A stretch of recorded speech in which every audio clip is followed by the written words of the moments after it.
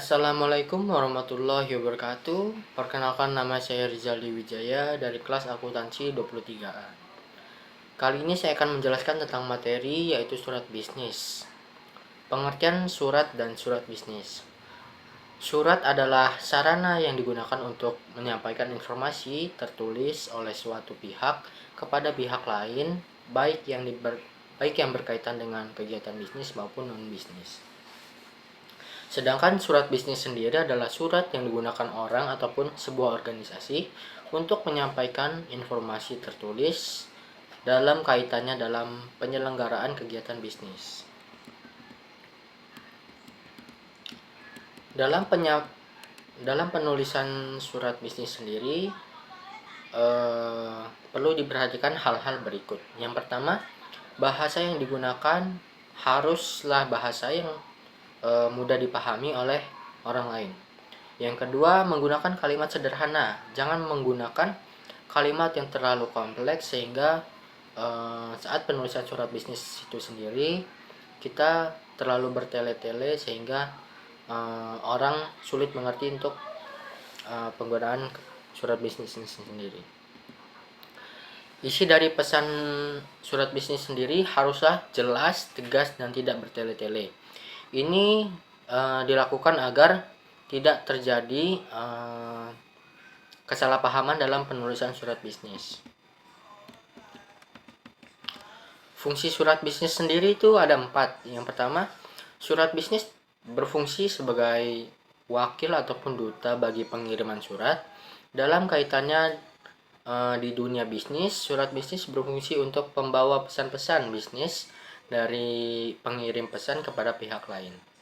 Yang kedua, alat untuk menyimpan pemberitahuan, permintaan dan permohonan, buah pikiran ataupun gagasan yang berkaitan dengan masalah-masalah bisnis, misalnya surat pemesanan, produk, surat penagihan, surat produk baru, dan lain-lainnya. Yang ketiga, alat buku tertulis.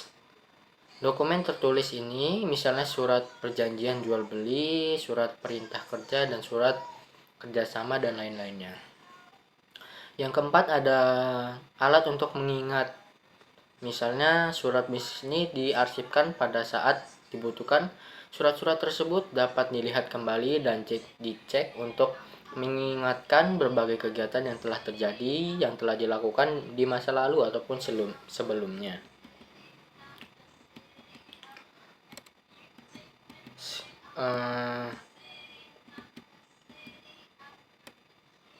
Selanjutnya ada penggolongan surat menurut wujudnya. Surat ini sendiri dibedakan menjadi surat bersampul, kartu pos, telegram, maupun surat tanda bukti.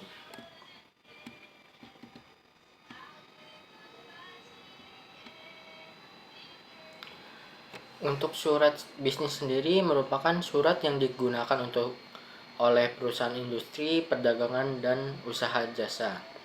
Surat bisnis ini digunakan oleh perusahaan industri untuk melakukan interaksi antara satu pihak dan pihak lainnya dalam melakukan jual beli barang maupun penerimaan barang, dan digunakan dalam usaha perdagangan dan jasa usaha seperti tanda bukti penerimaan dan penyerahan barang dari satu kelompok ke kelompok lainnya.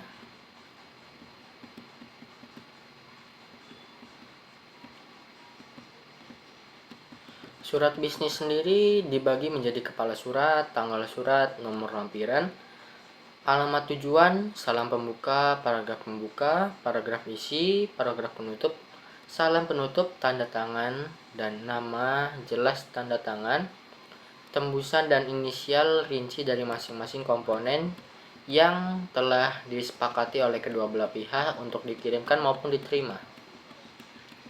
Bahasa surat sendiri, yang dimaksud dengan bahasa surat adalah bahasa yang digunakan dalam surat yang akan kita tulis, terutama bahasa yang digunakan dalam inti surat. Bahasa yang digunakan harus tunduk kepada semua aturan bahasa yang berlaku, baik struktur kata dan kalimat maupun penggunaan tanda-tanda baca, pemakaian dan alinea paragraf dan sebagainya, agar tidak terjadi kesalahpahaman maupun kesalahan pembaca sehingga terjadinya miskomunikasi antara kedua belah pihak.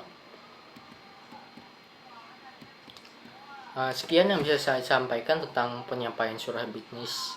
Apabila ada salah kata dalam penyampaian materi kali ini, saya mohon maaf. Wassalamualaikum warahmatullahi wabarakatuh.